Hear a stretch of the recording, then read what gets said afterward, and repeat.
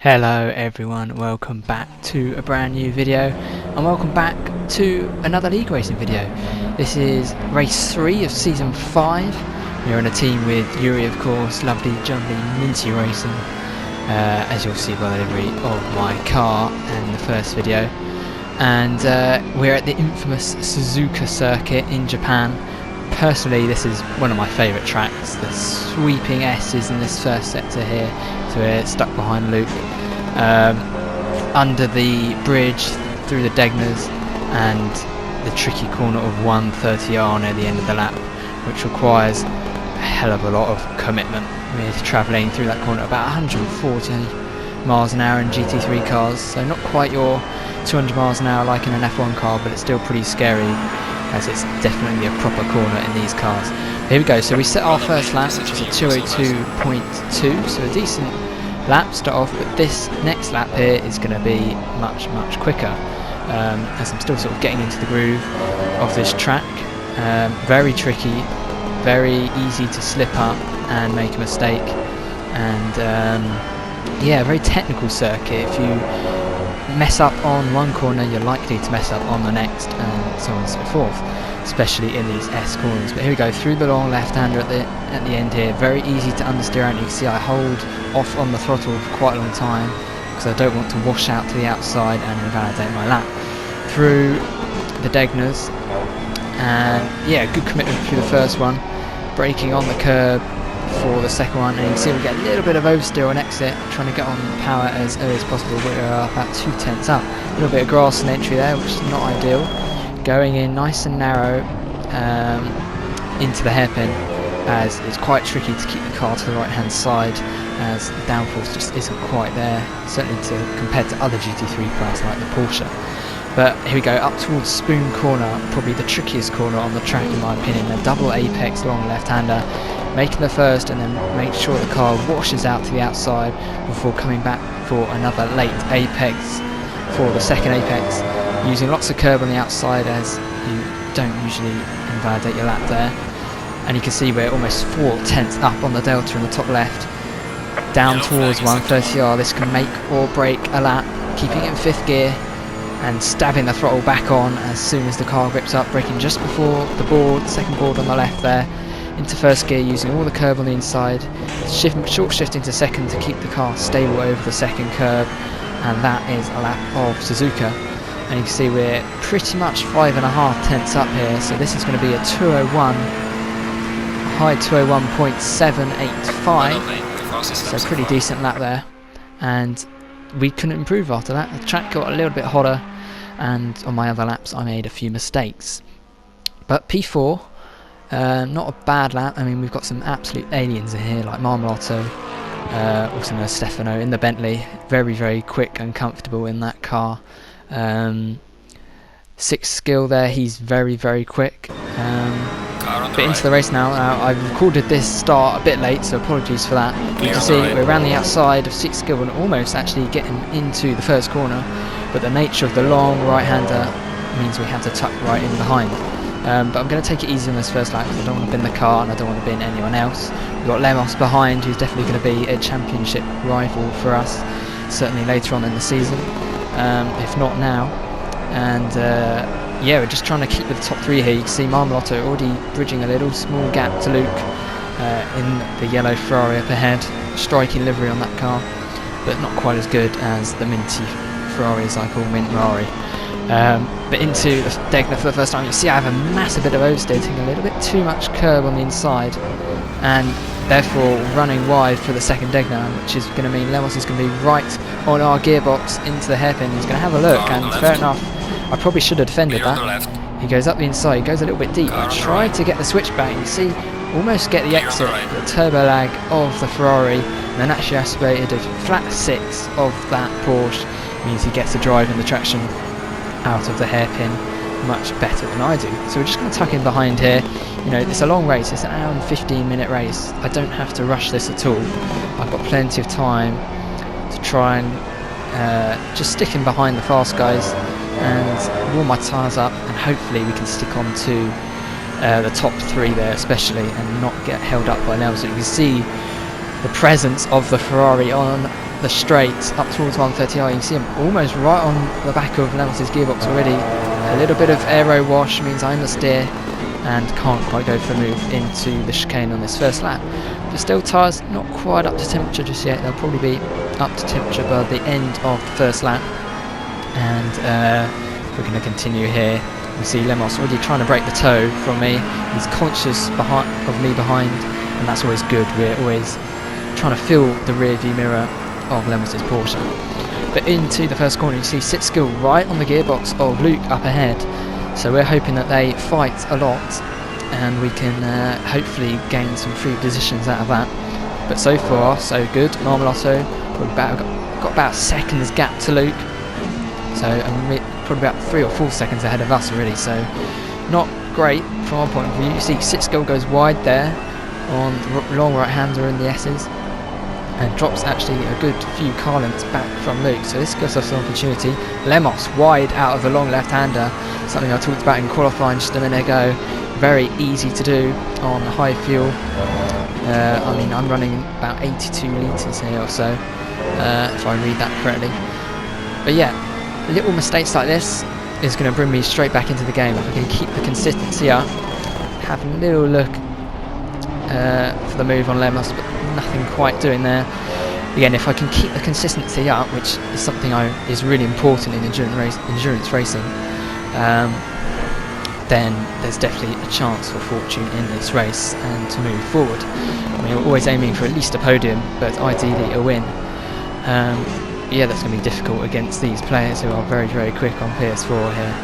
But you can see McIver is actually one of the AMs, and he's sticking in behind pretty well, only 1.2 seconds behind, so he's doing a fine job there, with Dazza and my teammate Yuri behind him in the Lamborghini, about 4 seconds behind me. So again, into 130R, catching up with that Porsche. The Porsche is very, very slow in a straight line, and I'm hoping at some point I can capitalise on that. See, Lemos actually goes wide at the chicane.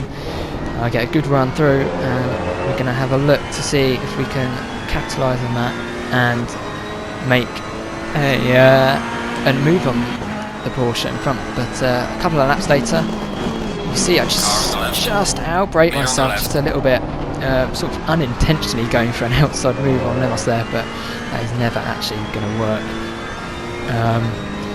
Yeah, hour and 7 minutes to go in this race, and we're just sticking in behind. It's just keeping up those consistent laps. You can see a 2:02.9 as my last lap, my best being a 2:02.4, so only half a second off my best last lap, which isn't too bad, especially when we're driving within ourselves. We're driving about 90% of what we can do of our maximum pace, 100% in qualifying. So, which is the best thing you can do to get your race to be as consistent as possible, you know, not driving too much, which Lemos is doing, and as a result making lots of mistakes. I'm having a look into Degner, but I can't quite go for a move there. It would be a silly place to go for a move. Instead we have to stick right in behind. Lots of curb on the second apex, and on exit up towards the hairpin again. You can see actually Lemos has gained the advantage he had back, and unfortunately for Sit Skill here, he's going to actually spin at the hairpin all of his own accord. It means we have to take evasive action. Luckily not getting any damage, we didn't hit him, and neither did Lemos. But that is a free position for us, so we're back up into fourth, back where we started. So on the first lap lost a place, and now on this fourth lap we gain that place back. So yeah, it's been a fairly average start, to be honest. Haven't gained any, haven't lost any, but if you're not losing any, that's always a good thing. Here we go then, on the 7th lap, up in towards Spoon Corner again, and Lemos is just going to drift a little bit wide, gets a snap of oversteer on the outside AstroTurf, which is very, very slippery with all the marbles, and I'm right in contention to go for a move here, like I said, at 130R, before this is probably my best opportunity on the lap to go for a move, if not the main straight. You see a little bit of rubber banding there, means I get very, very close, running right to the exit of the curb, thinking about move, trying to force him to the inside. I am then going to go to the outside and set him up, but unfortunately he squares off the chicane quite nicely there, and there's nothing I can do about that. But yeah, so it seems we have good pace, certainly on the straights, and we are doing just enough to keep up with the Porsche around this track, which I was quite surprised at, to be honest, as the Porsche is probably one of the best cars for this track. The Bentley, driven by Marmolotto, another car that is very, very capable at this track. Ferrari is not bad either, but definitely not the best car by far. You can see with 52 minutes to go, so probably about 20 minutes or so, maybe a little bit less from our pit stop. And yeah, we're just going to see what we can do here. Any mistakes, any sort of, you know, if drivers had speed in the pit lane or whatever, they are going to get a penalty for that, and that will promote me up a place as well. So yeah, just trying to stick in behind. You see we've sort of lost a little bit from Lemos. He's 1.2 seconds ahead, and yeah, we just want to try and keep in behind as much as we can to capitalise on any mistakes that he might make. Yeah, so the season so far has been pretty good.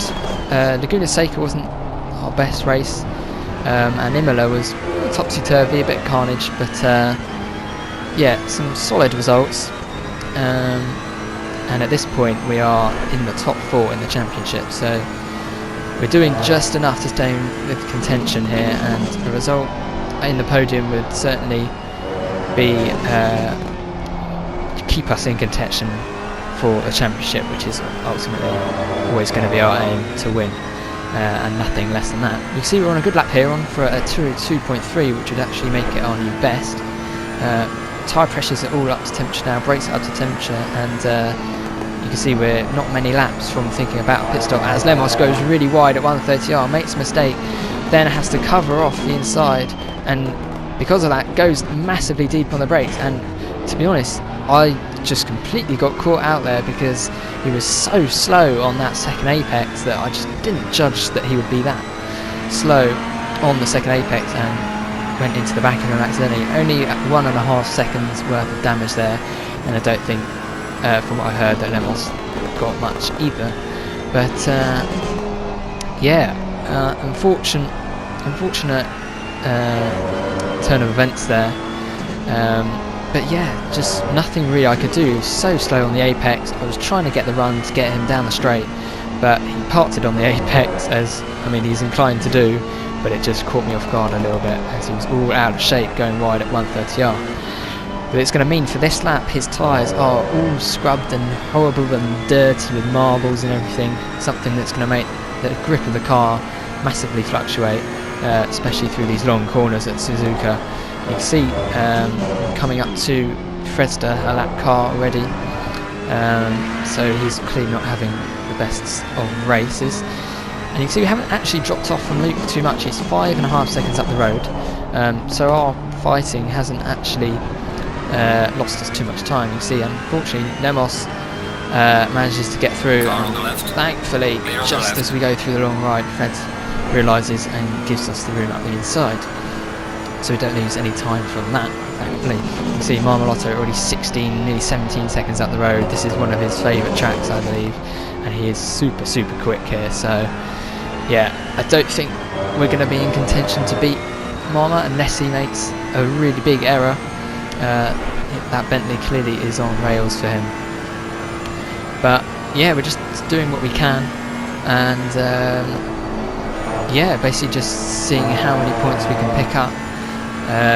For these endurance races it is 40 points for a win, as for the sprint races it's 20, so the points are doubled for endurance races.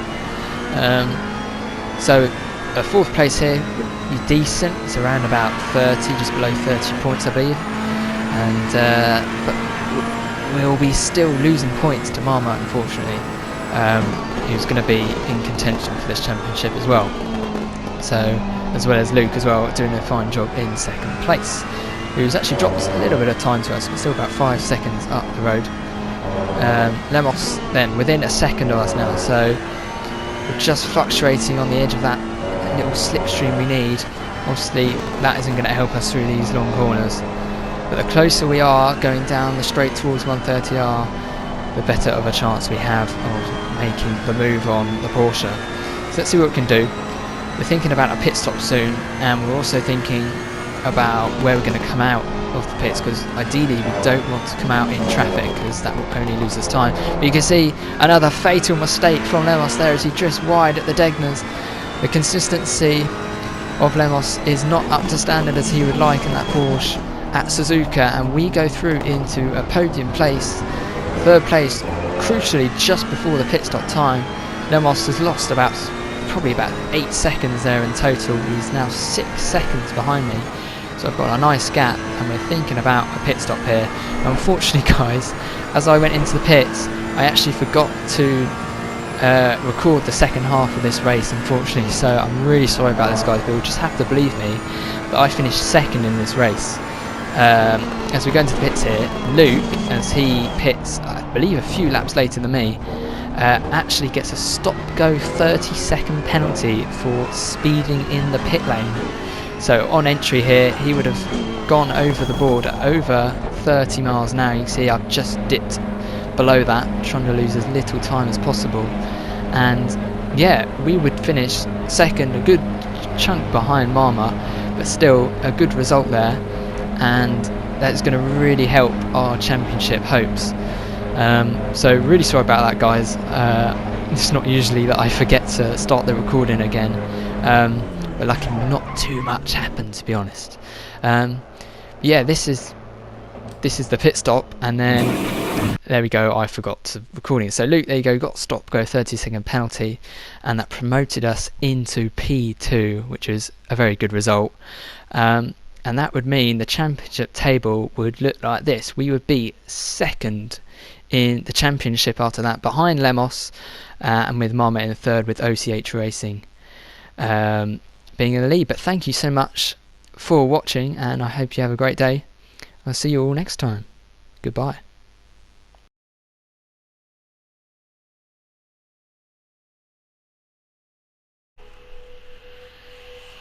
Just